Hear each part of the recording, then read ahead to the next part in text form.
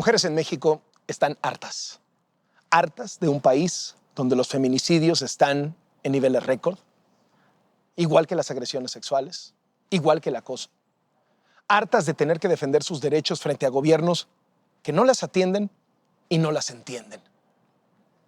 No se trata solo de la coyuntura de las vallas metálicas o de las denuncias contra determinados agresores sexuales. No, el problema va mucho más allá, es mucho más profundo. Es el olvido de las mujeres en la política pública y la permanente farsa de que se les apoya y se les protege, cuando en realidad eso no sucede. Por décadas, México se ha quedado corto en las políticas públicas enfocadas en el apoyo de las mujeres. Pero es verdad que la cosa empeoró en los últimos 2 años, con el desmantelamiento de los pocos programas que tenían perspectiva de género. Se eliminaron las estancias infantiles y los subsidios a las ONGs que brindan tratamientos contra el cáncer de mama. La llamada austeridad republicana dejó sin presupuesto a los refugios para mujeres maltratadas, a los pequeños negocios de mujeres indígenas, a los apoyos para viudas y a los planes de igualdad e inclusión en las escuelas. Este gobierno, que presume ser el más feminista de la historia, le quitó el dinero a más de 10 programas destinados a la atención y protección de las mujeres, porque no les interesa invertir en la solución de sus problemas. Su prioridad es tener dinero para un tren, un aeropuerto, una refinería. El presidente no entiende a las mujeres. Dice y dice que las apoya, pero apenas le hablan del movimiento feminista, se saca de balance, se incomoda. ¿Es usted feminista? Soy respetuoso de las mujeres. No, sí, pero ¿es feminista? Soy respetuoso de las mujeres. O sea, las mujeres merecen ir al cielo. El presidente tampoco entiende que los tiempos de este lenguaje condescendiente con las mujeres ya quedaron atrás. No voy a hablar de esos corazoncitos. Corazoncitos. Corazoncitos. No me meto en eso, corazón. ¿Quedas pendiente, corazón? Son ustedes mis corazones, mis corazoncitos. Yo les estimo mucho, les quiero. Llevo a la práctica el principio filosófico del amor al prójimo. Este tipo de comentarios, esto de corazoncito, en cualquier país moderno, significarían una crisis política para quien los haya hecho. Aquí no. Aquí hemos visto a un presidente que con sus comentarios deja al descubierto su falta de empatía, su indiferencia, su desprecio por las mujeres. Lleva 2 años en un estado permanente de negación del problema. ¿Que subieron los delitos contra las mujeres? No hemos nosotros advertido un incremento. ¿Que han aumentado las llamadas al 911 porque el confinamiento incrementó la violencia intrafamiliar? El 90% de esas llamadas que te sirven a ti de base son falsas. ¿Que preocupan los feminicidios? No quiero que el tema sea nada más lo del feminicidio. Se ha manipulado mucho. Las propias cifras oficiales lo demuestran. Cada día, 10 mujeres asesinadas y 45 mujeres violadas. Más de 20,000 mujeres desaparecidas en los últimos 20 años. Son miles de familias rotas, en permanente dolor. Por eso las buscadoras de fosas clandestinas. Por eso las marchas. Por eso las pintas. Por eso el hartazgo. Antes no habían esas protestas. Empezaron con nuestro gobierno. ¿De qué habla el presidente? Llevan años las protestas. Él mismo las apoyó cuando le convenía políticamente, cuando estaba en la oposición y no en el poder. Ahora, ya en Palacio, cuando le llegan reclamos legítimos, siempre responde con descalificaciones. Cuando lo del movimiento feminista del año pasado, los más autoritarios aparecieron. Ahora resulta que son feministas los conservadores. Es muy lamentable que el movimiento feminista sea utilizado con otros fines. Fascistoides, los conservadores. Es Hitler, es Franco, es Pinochet. Así piensan. ¿Qué tiene que ver eso con el feminismo. Y de las descalificaciones pasa a los insultos. Lo mismo a las mujeres que se manifiestan en las calles, que a quienes firman una carta abierta para exigir una estrategia de seguridad con perspectiva de género. Las tacha de provocadoras, violentas, manipuladoras, conservadoras, fifís. ¿Y sabe a quién está insultando el presidente cuando dice todo esto? A mamás. A mamás que les asesinaron a sus hijas. A mamás que tienen a sus hijas desaparecidas. A mujeres que fueron violadas. A chavas que no quieren que les pase esto. Ni que las violen, ni que las desaparezcan, ni que las maten. Un poco de empatía. Pero no. Después de descalificar y de insultar, el siguiente paso de López Obrador es presumir que él fue el primer presidente en cuyo gabinete la mitad son mujeres y que las incluyó en puestos claves, que nadie las había puesto en gobernación, en seguridad. A ver, está muy bien tener un gabinete paritario, así debe ser. El problema es que es solo parte del discurso. ¿Dónde están las mujeres del gabinete? ¿Dónde está el peso de estas mujeres para que el gobierno entienda y atienda lo que exigen las mujeres? No se les ve en eso. Tampoco se les ve participar en la toma de decisiones, ¿eh? Se les ve acatar lo que dice el presidente, eso sí. De hecho, en los momentos de crisis, López Obrador va por los hombres. Prefiere recurrir a su canciller que a su secretaria de Gobernación. A sus militares que a su secretaria de Seguridad. Si López Obrador dice confío en Bartlett, su secretaria de la Función Pública acata y lo absuelve. Y nada más llegó Rosario Piedra Ibarra a la Comisión Nacional de Derechos Humanos y se acabaron las recomendaciones críticas al gobierno a tal grado que sus oficinas fueron tomadas por familiares de mujeres violadas y asesinadas a las que ignoró. El presidente hace lo que critica, utiliza a las mujeres para justificar que su gobierno es incluyente. Apenas en la mañanera del 8 de marzo, el Día Internacional de la Mujer, la foto del recuerdo y la porra dirigida por un hombre para un hombre. Es un honor estar con Obrador. Es un honor. Les escuché.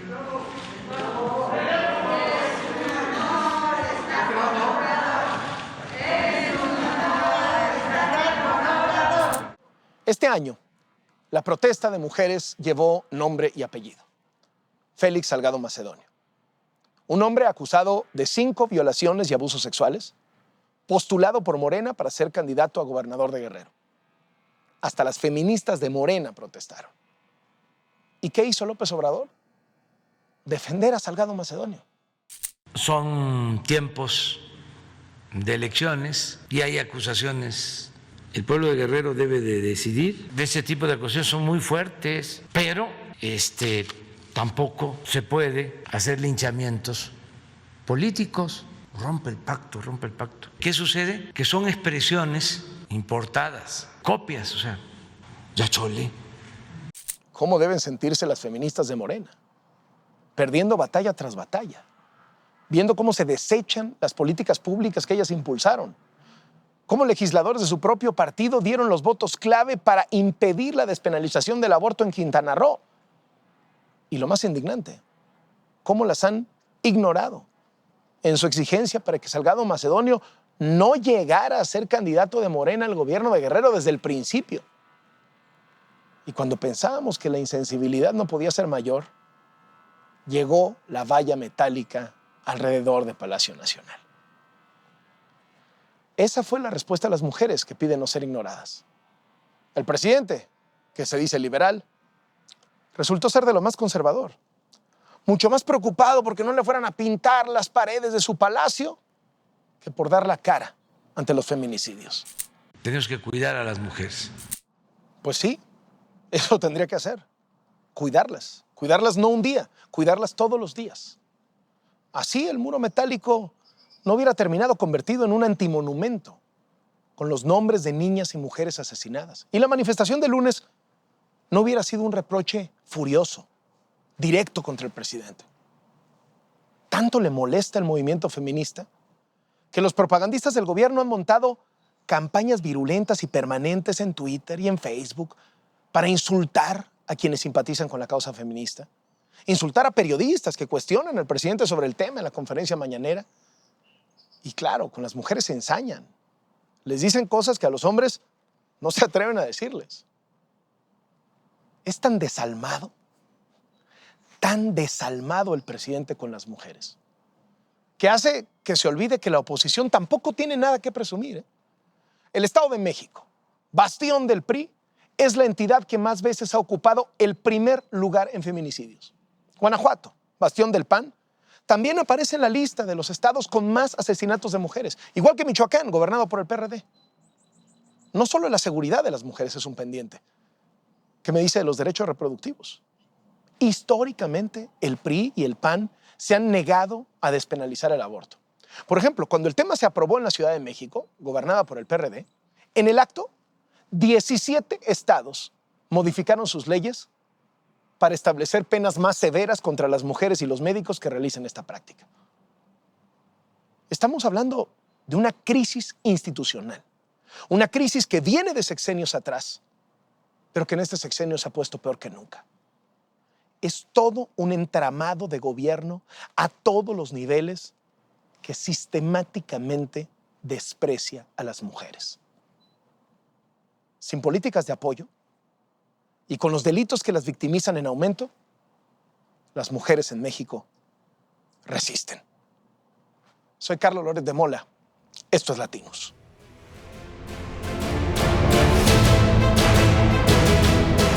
¿Cómo presentar a Diego Fernández de Ceballos, conocido como el Jefe Diego? No me voy a ir a la historia para remontar su biografía, que todos conocen muy bien. Me voy nada más a la última semana para que entendamos por qué está hoy en Latinos. Reciente tuitero. Al día siguiente, el presidente en la mañanera pone aquel video de hace más de 20 años cuando debatió con él.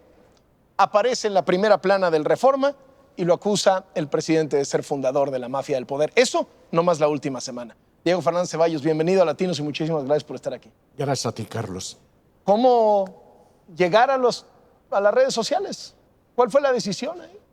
Primero mi familia me estuvo pidiendo que entrara y después un amigo mío me insistió y aquí estoy. No vengo buscando nada para mí.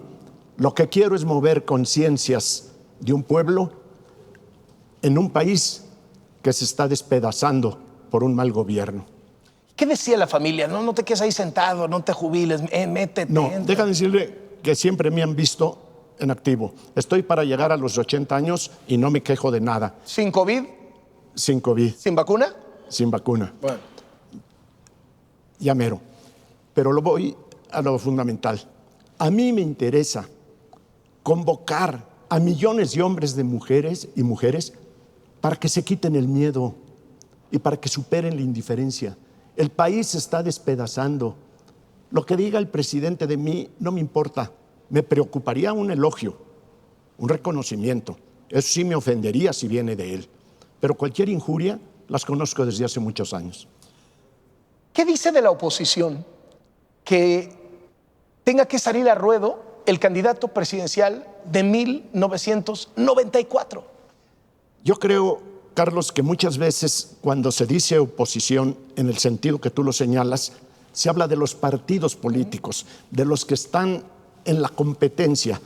Pero la oposición de México somos muchos millones de mexicanos.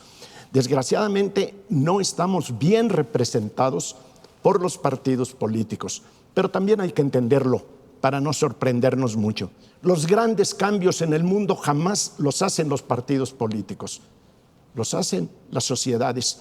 Y aquí hemos visto a las mujeres, como ya le dijeron al presidente, ya basta, y ya quítese de payasadas. Vamos en serio y vamos por todo.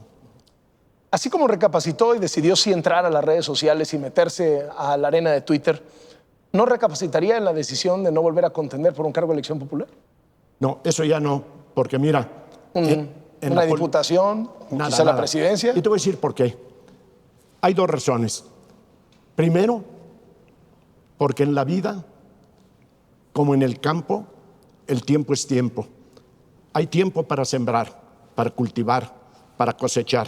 Y no puedes tú olvidarte de que 80 años de mi vida ya pertenecen a la muerte. Yo quiero ocupar el último tramo para hacer algo positivo, pero para que entren nuevos seres humanos a la actividad política, hombres y mujeres, que no sea el reciclarse y que el mundo político no sea una víbora que se alimenta de su propia cola, reciclándose entre ellos mismos y para ellos mismos. No se lo estaría preguntando si hubiera figuras, pero no hay figuras en la oposición. Es decir, a López Obrador le hace falta un López Obrador, ¿no? No, porque no se trata de quitar a un pandillero y poner a otro, a un simulador para poner a otro, a un rufián para poner a otro. Necesitamos que cambie la mentalidad de la gente para que todos busquemos de una vez por todas hacer un México de instituciones y de leyes, donde no nos gobierne un patán, un sinvergüenza, un embaucador, un hombre como este que todos los días vive de la estafa y la mentira. Lo que tenemos que pasar es a que viva realmente la ley y que sean las instituciones las que imperen en México, no la voluntad de una persona, hombre o mujer, por brillante que sea. Si bajáramos al santo más santo del cielo, no nos serviría de nada. Necesitamos instituciones fuertes. A ver, pero ¿por qué llegó López Obrador? ¿Se excedió el PRI? ¿Se excedió el PAN? ¿Le abrieron la puerta grande para que pasara y arrasara? ¿Hay un mea culpa ahí? Hay primero un mérito de él, su empeño, su tosudez, su firmeza, no cambió en su línea de voy derecho y no me quito. Al último sí hizo muchas cascaroletas, porque al principio solo aceptaba a los de veras alineados en una idea ideológica, y después recibió toda la porquería, toda la basura, toda la pudrición con la que hoy hace gobierno. Pero también la oposición hizo una tarea favorable por claudicaciones, por desviaciones, y finalmente el presidente Peña Nieto le abrió el paso, llevándose en una acusación artera la candidatura de Ricardo Anaya. Esos elementos para mí fueron, ¿por qué? Porque efectivamente una sociedad ya estaba cansada de lo que venía haciendo el gobierno. Y lo importante es mandar un mensaje a través de tus cámaras para que la gente entienda que los que estamos en contra de López Obrador no queremos regresar al pasado reciente de corrupción, de incompetencia, de insolencia, de abuso.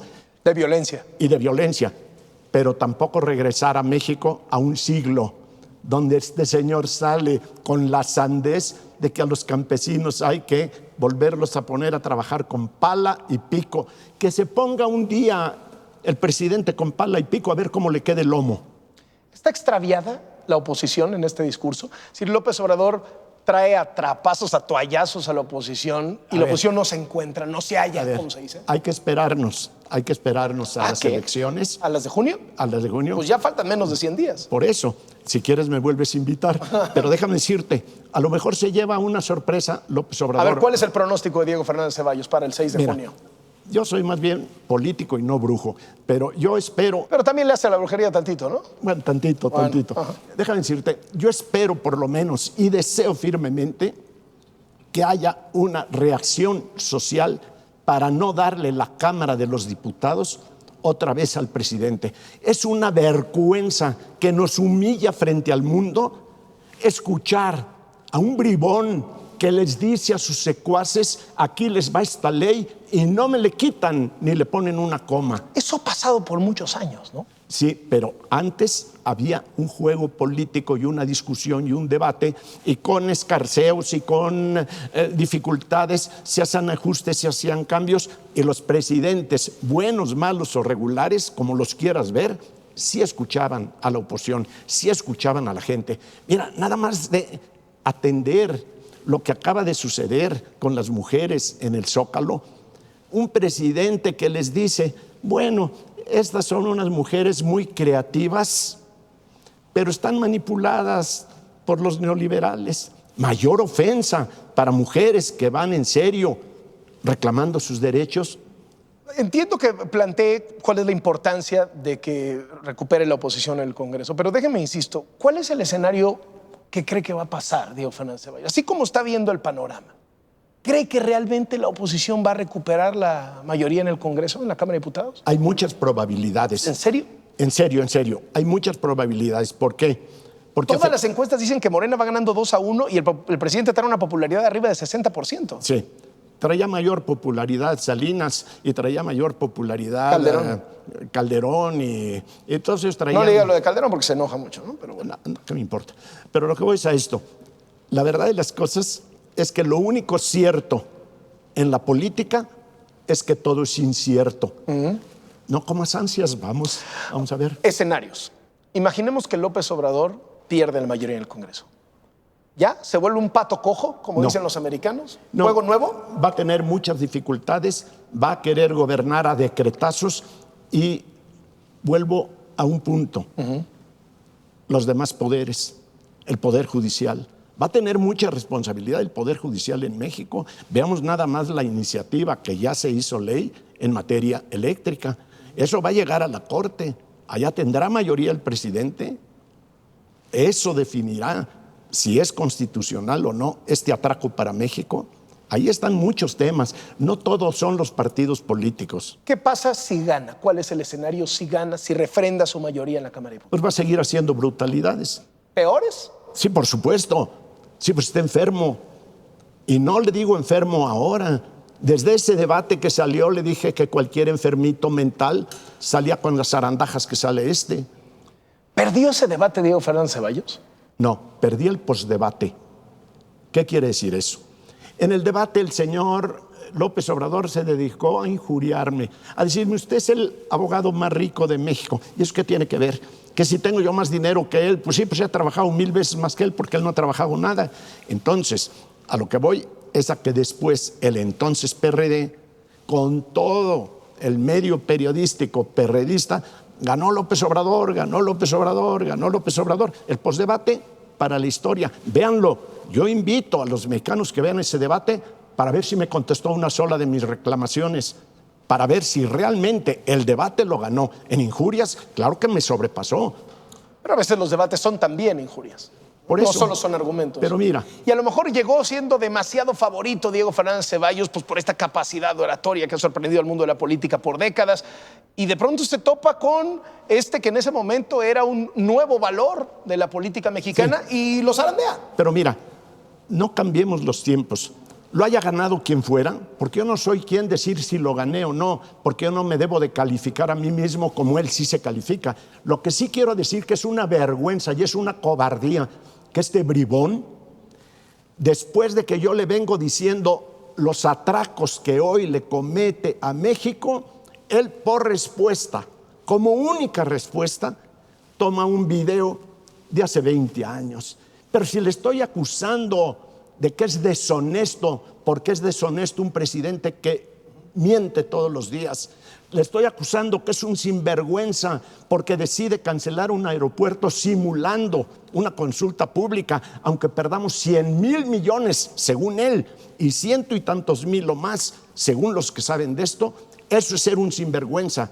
Y un hombre que está decidiendo desde la presidencia de la República más del 80 o 90% del gasto en infraestructura, sin licitaciones, es un delincuente. Y cuando le digo todo esto, dice, aquí les dejo un video de hace 20 años, valiente pajarraco. Ese no es un presidente, ese es un cobarde. Y se lo he dicho de frente y mientras me dure la vida, se lo voy a seguir diciendo. ¿A qué precio? El que sea. ¿Le pediría la revancha de ese debate? Pero si no quiero debatir del pasado. No, o sea, a ver, él dice que él le ganó el debate, muy bien, le pide, dame la revancha y vamos a sentarnos ahorita. Mira, si tú me lo preguntas, te digo que sí, pero interés no, y te voy a decir por qué. Por supuesto que lo acepto, que me haga la primera provocación a que le dé una visitada y por supuesto que voy, pero que yo le pida... ¿Iría a la mañanera? Pero por supuesto que yo iría, pero por supuesto, de mil amores. ¿A tener un debate? Estaría en la puerta de Palacio desde el día anterior. Pero permíteme, pero lo importante para mí no es ir en contra de López Obrador, porque él se derrumba solo con toda la porquería que le rodea. Yo te insisto, para mí lo importante es crear conciencia para el México después de López Obrador. Perdón, ¿cuál se derrumba? Solo trae 60 y tantos % de popularidad ¿Sí? y Morena aparece en las encuestas como favorito para la elección. Todos los presidentes anteriores traían eso y sin embargo la mayoría no terminó bien. ¿Se va a reelegir López Obrador? ¿Buscará reelegirse? No lo sé, pero sería intrascendente. A lo mejor el que venga después de él es peor, porque déjame decirte, siempre estamos con el cuento, con cada presidente de la República, ya, que se vaya, que lo quiten, porque peor que este no puede venir. ¿Cómo no? Y siempre estamos viendo... ¿Es un peligro para México? No, es un daño. El peligro era cuando aspiraba a ser presidente. Ahorita es un daño, y es un daño grave para México en todos sentidos. Fíjate, todas las payasadas que hace en Palacio Nacional, hoy todavía en la mañana sacando un pañuelito. Que ya se acabó la corrupción, dice. Que ya se acabó la corrupción, pero sacando un pañuelito como bobo, no como presidente. ¿Y para qué? Para no decirnos cómo está la economía, para no decir y justificar por qué crece la brutalidad y el crimen, para no decir por qué el desprestigio de México, la fuga de capitales y todas las desgracias que está viviendo el país y a dónde nos lleva. De tal manera que toda esta engañifa lo hace ser un sinvergüenza de tiempo completo, el presidente de México. Y por mí que saque 70 veces ese video y 40 más. A lo mejor si ve esta entrevista y se enoja, al día siguiente en la mañanera va a agarrar y va a decir: resulta que Diego Fernández de Ceballos me dice a mí sinvergüenza cuando el sinvergüenza es él, sí, y ha sido abogado y se ha enriquecido con el poder. Pues de una vez la respuesta. Primero tendría que probarlo, porque soy abogado, todo el mundo lo conoce. Él me señaló ser el abogado más rico de México. ¿Qué pruebas puso? Hablar como bravucón, como pendenciero de barrio, cualquiera lo puede hacer. Que me acredite que me he robado un centavo. Y ya no le digo a él, que lo diga cualquier cliente mío, cuando le he pedido dinero para un juez, para un ministerio público, para un policía. Pero ya no solo mis clientes, mis adversarios, Carlos. Yo quiero que un solo adversario mío, en más de 50 años de litigio, me diga: usted a mí me ganó a la mala un litigio.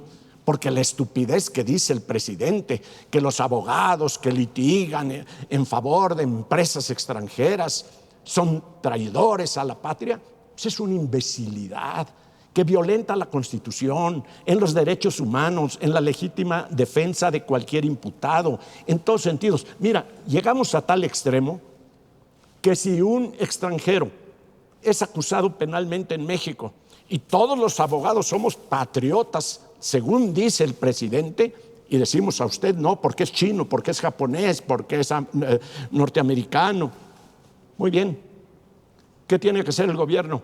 Ponerle un abogado defensor y pagarlo el gobierno.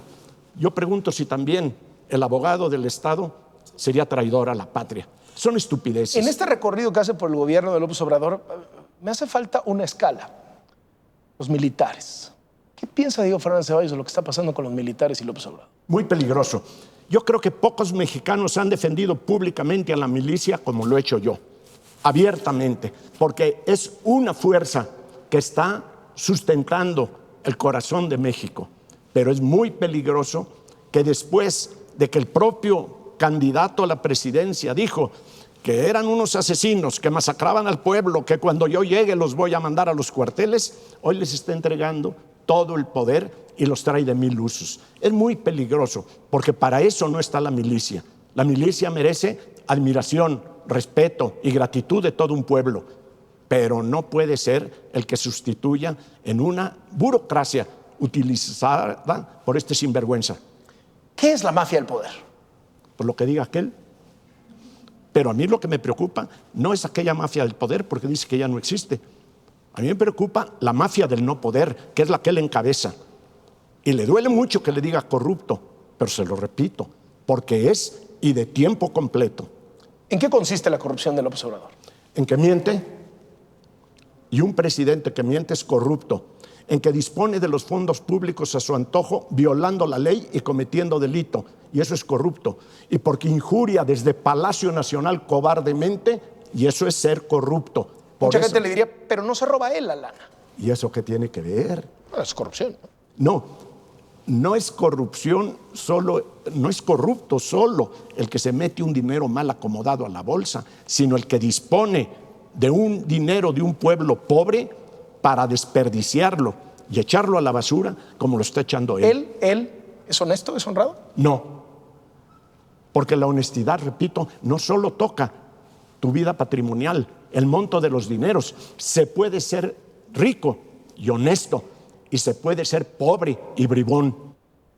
Y está esta, como le llama López Obrador, mafia del poder, más unida que nunca frente a los desafíos que le representa López Como Obrador. yo no me considero parte de la mafia del poder, no sé qué tan unida o qué tan dispersa esté. Lo cierto es que López Obrador construye a su antojo figuras, enemigos y fantasmas para acreditar con ello que está con los ojos en el pasado y no en el presente, ni mucho menos en el futuro. El señor tiene que buscar todos los días un engaño para no hablarnos de la realidad. ¿Se imaginó que iba a ser así el gobierno? Siempre lo dije. Sí. Siempre me pareció. O sea, porque en la última campaña, la del 18, mucha gente dijo, no, bueno, ya aprendió, ya se moderó, mire, está tendiendo puentes. A mí nunca me ha engañado jamás, sin más de verlo a la cara. Es un tartufo. Jamás me ha engañado. Para mí no es sorpresa. Antes te diría, tal vez lo imaginé peor, pero le falta tiempo. ¿Le tiene miedo a que le avienten a la UIF? ¿Quién? ¿Al presidente? ¿A la unidad de inteligencia financiera? ¿A ¿Que la si yo le tengo fiscalía? miedo? Sí. No, Carlos. Que le revisen la lana y que digan, a Carlos. ver. ¿Sabes por qué? Porque ni ni nadie me puede quitar lo que no me haya quitado, lo que no me vaya a quitar la muerte. Pero además, tengo un historial que todo mundo conoce. Es más, lo he dicho desde hace mucho tiempo, que yo más que hacer declaraciones patrimoniales cuando fui diputado o fui senador, hice ostentaciones patrimoniales.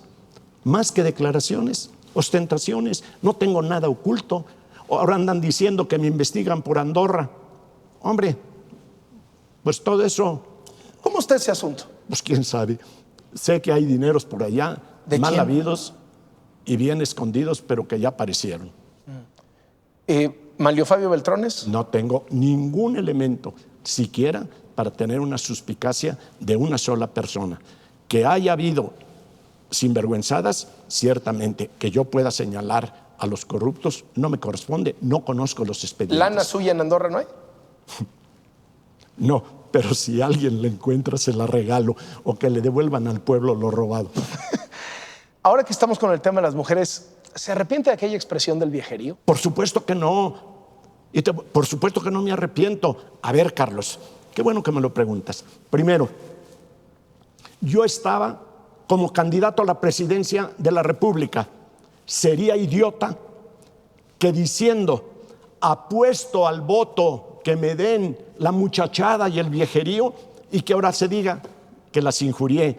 Pero además estos asnos que me acusan, estos que me acusan de haber ofendido a las mujeres por decirles viejerío, el problema que tienen es que no pueden leer lo que dice el diccionario de la lengua. Viejerío solo quiere decir conjunto de mujeres, no necesariamente viejas. Es como cuando López Velarde les decía el mujerío. Ofendió a las mujeres. Es una acusación idiota que procede de borricos y que jamás era mi idea, ni pudo ser ofender a las mujeres cuando yo estaba buscando el voto del viejerío y de la muchachada. Así que no me arrepiento de haberlo dicho. Pero se escucha feo, ¿no? Lo de viejas. Pues mira, hoy se escucha feo todo. ¿Por qué? O sea, no tiene una connotación negativa. No, pero ¿para quién? Para el que no sepa del idioma. Y si yo veo que asnos como estos que me acusan dicen que es ofensivo, pues no tengo defensa en la medida que no sean capaces de ver el significado de la palabra. Félix Salgado Macedonio. Pues que ahí va, con su compadre el presidente. Se consiguió buen abogado. Se consiguió buen abogado Félix Salgado Macedonio. Lo desconozco. Sí, el mejor de México, el más rico, porque no hay abogado en México que disponga de cientos de miles de millones para hacer su capricho. El honorable señor presidente. ¿Hasta dónde va a llegar Diego Fernández Ceballos? Hasta donde tope. ¿Dónde topa? No lo sé, el tiempo lo dirá. Lo que sí te digo es que si entré a las redes sociales fue con una condición que le puse a mi familia y a mis amigos: que el día que yo muera no las cancelen. Hay mucho material para que siga saliendo y que estos se sigan acordando de mí. ¿Y quién lo va a escribir? ¿Quién va a poner los tweets? Ya veremos. Espero que haya almas caritativas. No quiero que hablen de mí. No, que digan lo que yo dije. De aquellos videoescándalos de 2004, ¿se quedó algún video sin aparecer públicamente? Que yo sepa, no, Carlos. ¿Qué evaluación hace a la distancia 15 años después, casi 20 años después de eso? Que lo que hice lo volvería a hacer. ¿Qué fue lo que sucedió? Que se me presentó Ahumada, me enseñó unos videos sucios, le dije límpialos porque yo no estoy para perder el tiempo. Llegó una segunda ocasión, venían un poco mejor, lo volví a rechazar y después le dije, si tú lo das a conocer estos videos a las autoridades, yo te apoyo. Y así fue. ¿Es realmente López Obrador, como él se ha calificado, indestructible? Ay, pues en eso está su pequeñez. Si él mismo se está destruyendo, el que construyó una gran expectativa en México y generó tantas esperanzas, ve nada más los ridículos que hace todos los días. Bueno, acaba de decir ante los organismos internacionales, ante sus pares de todo el mundo, en México ya ya rifamos el avión presidencial y todavía es del gobierno. ¿Está loco? ¿Es cínico? ¿O es todo? Una última, Diego Fernández Ceballos, una cosa personal. Última, por lo pronto. Por lo pronto. Bien. ¿Piensa en el secuestro todavía? Sí, claro. ¿Se despierta en la noche asustado? No, yo no pienso con miedo, con horror, con temor, al revés. Es más, ahora que estos dicen que me traen de encargo y que me andan buscando, pues que no me busquen mucho, porque yo lo he dicho.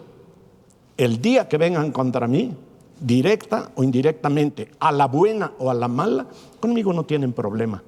Que me digan cuál es mi crujía, porque el secuestro me enseñó que en una tumba de ese secuestro, privado de mi libertad, es un magnífico lugar para meditar y para ser mejor ser humano. ¿Pero volverlo a vivir? No, si no lo estoy buscando, pero tampoco me ponen a temblar. ¿No hay deseo de venganza? No. Y te voy a decir por qué. ¿Hay perdón?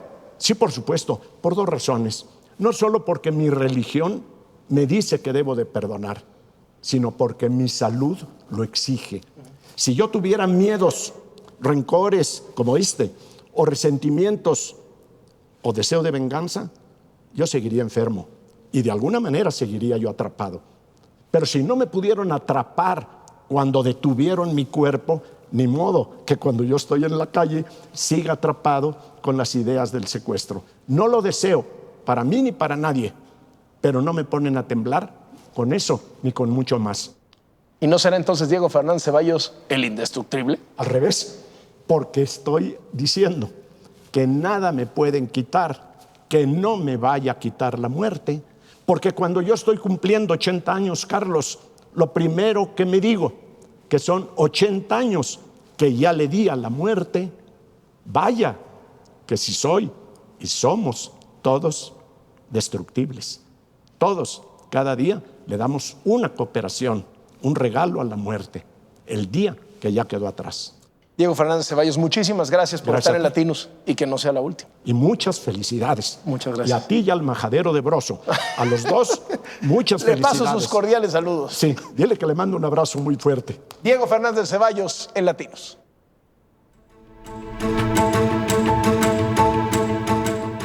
Va muy bien la vacunación para los mexicanos que viajan a Estados Unidos a ponérsela. Es un trabajo de Isabela González.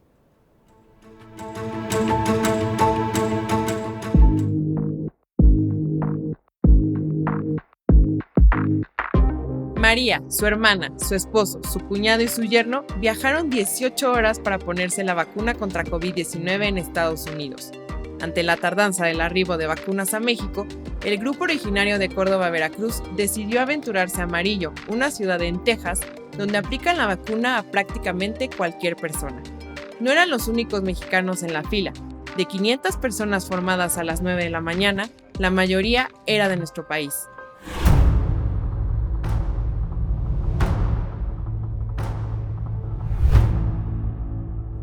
¿Quién se imaginaría que una pequeña ciudad tejana sería una opción para los mexicanos que quieren vacunarse contra el COVID-19? En la ciudad más importante de la extinta Ruta 66 no hay citas, no te piden comprobante de domicilio y no te exigen ser estadounidense. En Amarillo no hay servidores de la nación, no hay que formarse desde las 3 de la mañana, tampoco piden tu credencial de lector. Para poder vacunarte en esta ciudad de 199,000 habitantes, ubicada en el famoso Mango de Texas, solo tienes que pertenecer al personal médico, ser maestro, tener más de 65 años o tener más de 18 con alguna condición que te ponga en riesgo frente al COVID, aunque no debes comprobarlo. Las autoridades de la ciudad han dicho que no le negarán la vacuna a nadie que cumpla con estas condiciones y en 2 meses han inmunizado a más de 45,000 personas.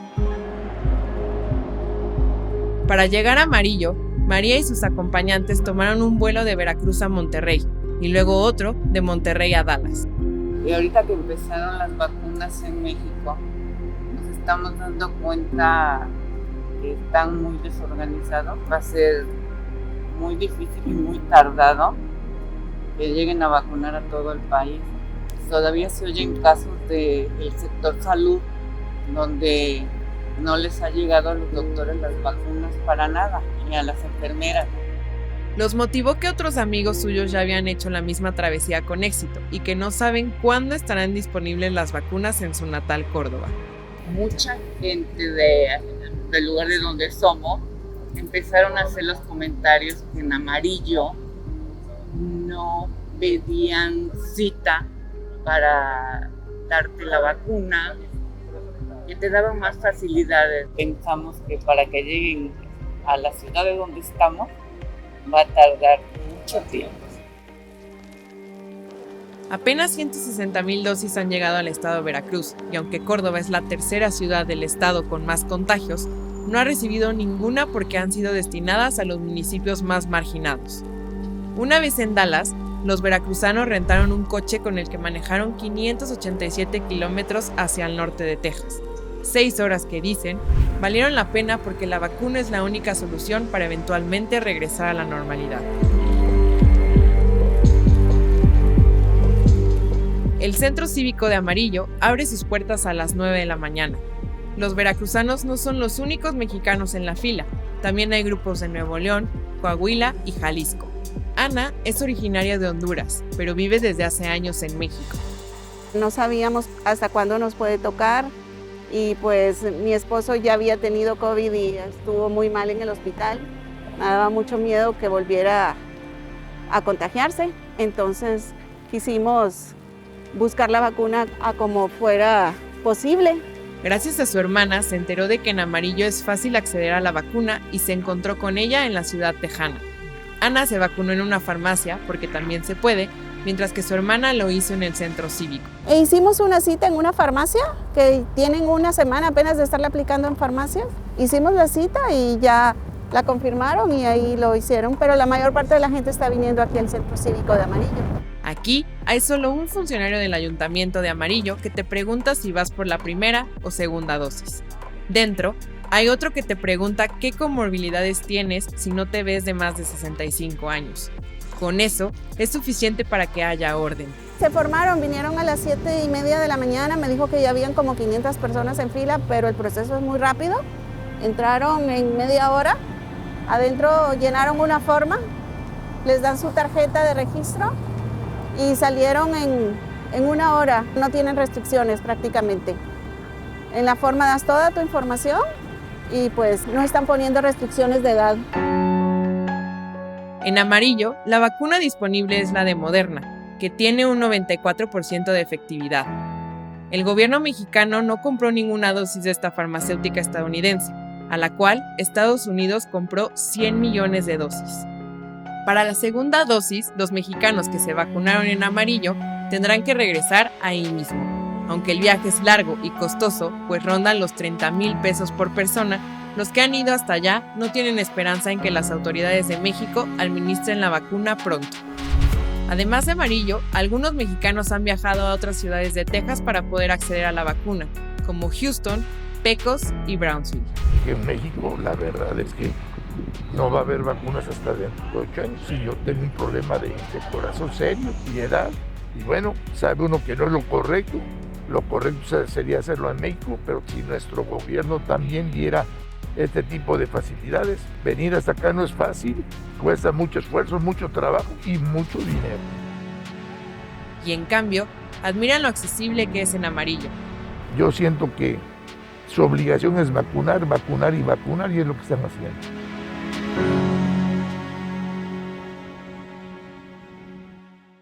México, el país del mundo en el que el zar para la pandemia, el día que anuncia que dio positivo a COVID, se le ve paseando en un parque sin cubrebocas. En cualquier parte, eso le hubiera costado la chamba.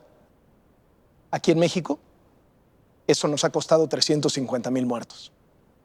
Nos vemos la próxima semana.